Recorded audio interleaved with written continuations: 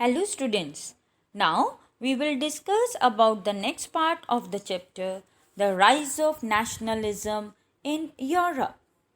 In this, we will discuss about the Habsburg Empire, the aristocrats and the new middle class that came up. First we discuss about the Habsburg Empire.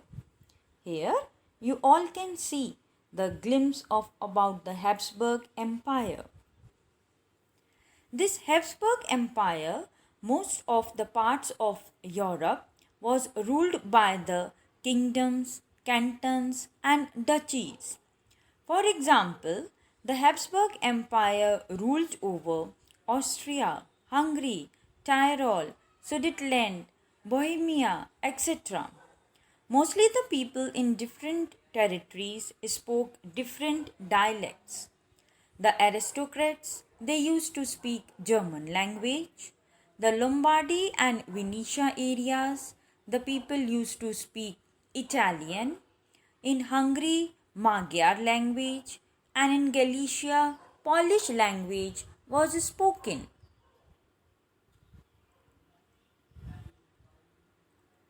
In the European culture at that time, there were basically two groups. One was the aristocrats and the other were the peasants. The aristocrats were the rich and wealthier people. They owned estates in the countryside. They spoke French in higher class social gathering and they set up marriage contacts within their social status. Here you can see an image of the aristocrats. The peasants, they were the small farmers. They were known as serfs and were assigned to cultivate the vast land holdings of the aristocrat landlords. Here you can see the image of the peasants.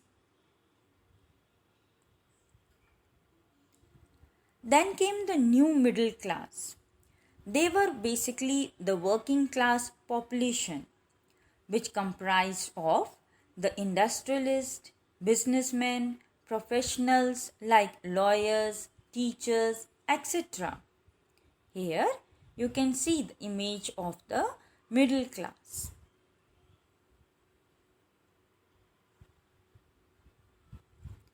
Then we come to the concept of liberalism.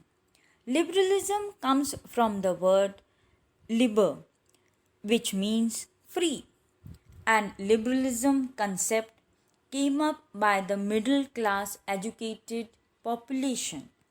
They wanted liberalism in the political sphere, like freedom for individual and equality before law, a government with consent, end of autocracy and clerical privileges, a constitution and a representative government by parliament, and a freedom of press.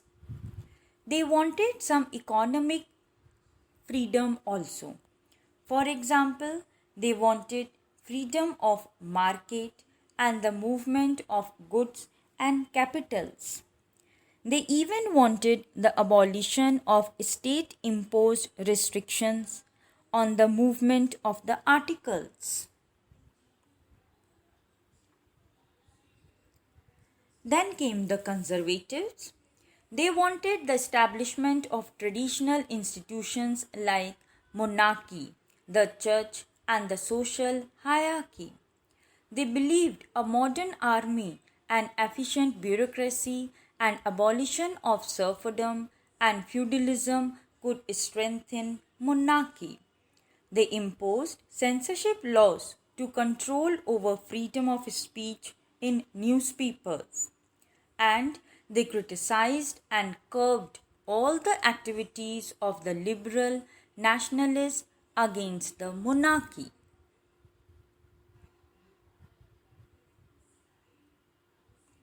Thank you all.